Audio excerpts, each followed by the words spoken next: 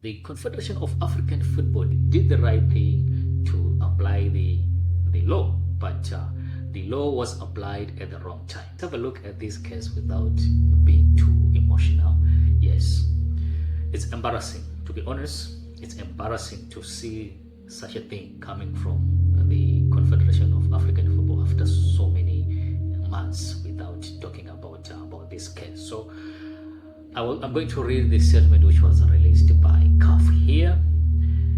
The appeal jury of the Confederation of African Football CAF has decided, in accordance with Article 84 of the rules of the Africa Cup of Nations, to declare Senegal team free in the final of the Total Energies CAF Africa Cup of Nations Morocco 2025. The result being homologated on the score of 3-0 in favor of the Federation Royal Moroccan de Football.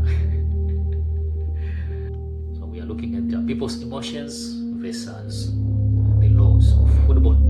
And yes, like what I said, they did the right thing to apply the law, but the law was applied at the wrong time. They were supposed to do what they have done right now the very day the final game was played, and we're not going to see any issues. But now we have some issues now, because this is going to open a lot of issues, because we saw that there were some decisions which were not done properly, and the law was not followed. So if it means that this was turned over, then the same thing has to be done also on some other cases. I'm not saying that I'm not advocating for that to happen, but I'm just highlighting some areas where you can see that there are some loopholes which are there. And at the same time, I believe that this edition of Africa Cup of Nations 2025, they have to brush it off.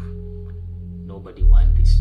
Yes, no country won the Africa Cup of Nations 2025 edition, because there's a lot of drama which is surrounding this edition, and I believe that would be a fair result for everyone, because at the same time we are looking at Senegal, which was handed the trophy, and on the other side we are looking at Morocco being handed the trophy because there were some irregularities which were not addressed when the final match was played.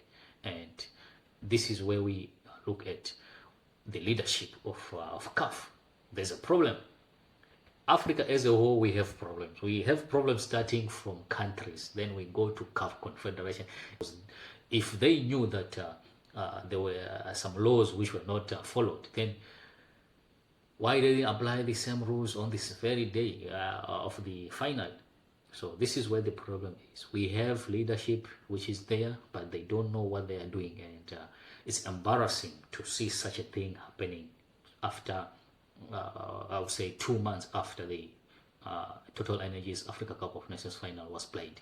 So where are we going as Africa? People in Europe start to talk about African football and they downgrade us. We are not supposed to complain, because the evidence is there where we are not organized.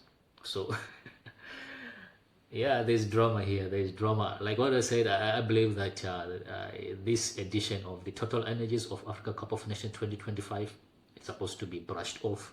Nobody won, and we can move on and start afresh. And we have to make sure that we stand with the laws, and the laws are supposed to be applied at the same time, not to wait for 2 months. Yeah, Morocco appealed and they won. So what about other teams also which felt that their matches were not officiated properly? Are they going to appeal also? At the end of the day, I don't think as Africa we are moving forward in terms of football. We are going backwards with these kind of decisions. I'm not saying that they were not supposed to apply the law. Yes, the law is there and they were supposed to apply it at the right time. It's a delayed application of the law, and what does it mean?